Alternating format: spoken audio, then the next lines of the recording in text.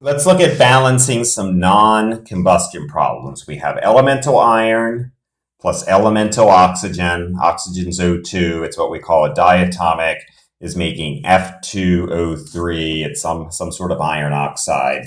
And F2O3, we have a metal and a non-metal, so it's ions. We've basically, not that you need to know this, but we'd have iron 3 plus and oxygen 2 minus. And you'll note that on the left side, the things are neutral, right? Iron and oxygen are neutral. On the right side, we have some ions, and so this is a redox equation. Redox stands for reduction oxidation. It basically means that electrons are moving around, and whenever the charge or oxidation number, whenever the charge changes, it's going to be a redox type of problem. And you'll be able to spot this usually when you have some elements turning into non-elements. They've gone from neutral to not neutral. So again, you wouldn't need to figure out the charges, but just a little bonus information. So let's do some accounting. For Fe, we've got one Fe on the left and two on the right.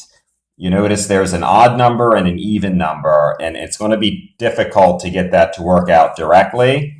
Likewise, with oxygen, we have 2 on the left and 3 on the right. So what you want to do here is you want to spot even-odd mismatches.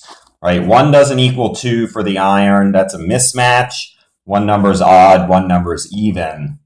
So that's an even-odd mismatch. But let's look at oxygen. We have 2 oxygens left, 3 right.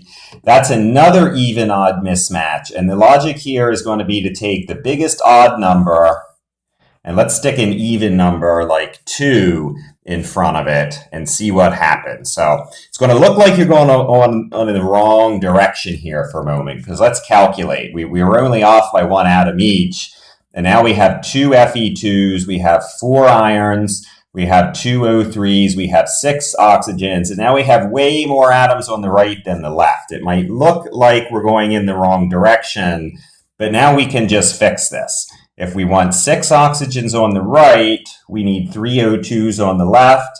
And if we want 4 irons on the right, we need to have 4 Fe's on the left.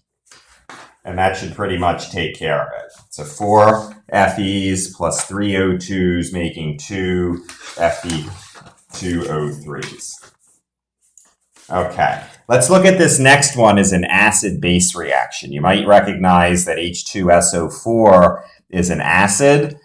Generally speaking, I'll show you the one exception, but if you have more than one ion, you're just going to split off the first element. So we have an H plus and another H plus. There's 2 H pluses in H2SO4, and applying the same logic for LiOH, OH minus is base. Now our reaction for neutralization for acids and bases is going to be H and OH makes HOH water. H plus and OH minus makes HOH or H2O. You notice we have 2 units of acid and only 1 unit of base in LiOH. So to make that second acid react with the second base, we're going to need to stick a 2 in front of the lithium hydroxide so that we have 2 H pluses, 2 OH minuses, and we're going to end up making 2 waters. So let's stick a 2 in front of the water. And then let's check out this salt, Li2SO4. You notice there's an SO4 in H2SO4, 2 lithiums, and an Li2. And so that all balances out. So there's one exception to this rule about splitting off the very first element for ions, and that is ammonia, NH4. NH4 plus, ammonium, not ammonia. NH4 plus is the only polyatomic cation. It's the only thing positively charged with more than 1 element from the periodic table. So we're going to split off the NH4 from the I, which as we know is a halogen. And here we can follow the rule of splitting off the first element, Pb, from the 2 NO3s. And you might notice that the parentheses help as well. So you need to know that NO3 minus, you need to know that charge. NO3 minus is what's called nitrates. So you need to get familiar with your polyatomic ions. And now there's a trick here. Let's not break apart the nitrate, all right? Don't count N and O atoms because we got N everywhere. So we have two NO3s. That's what the parentheses means. Two NO3s here and one NO3 on the right side. So let's stick a 2 there. Now we fix the nitrate, but now we have two of these NH4s to deal with. There's only one NH4 on the left, so let's stick a 2 there. And now that gives us two I's. You'll notice there's an I2, there's a PB on each side, and so that's going to do it. We stuck a couple 2's in, which usually ends up fixing these. And let's look at one more example now, a little bit more complicated. So this is an acid and base problem in disguise. We have H2SO4 plus CaCO3. So Ca is from the second column on the periodic table. So it's got to be 2 plus because it's from the second column. This CO3 2 minus thing, its name is carbonate. You could look it up and see that carbonate's always 2 minus, but we know it's got to be 2 minus because it's with a 2 plus.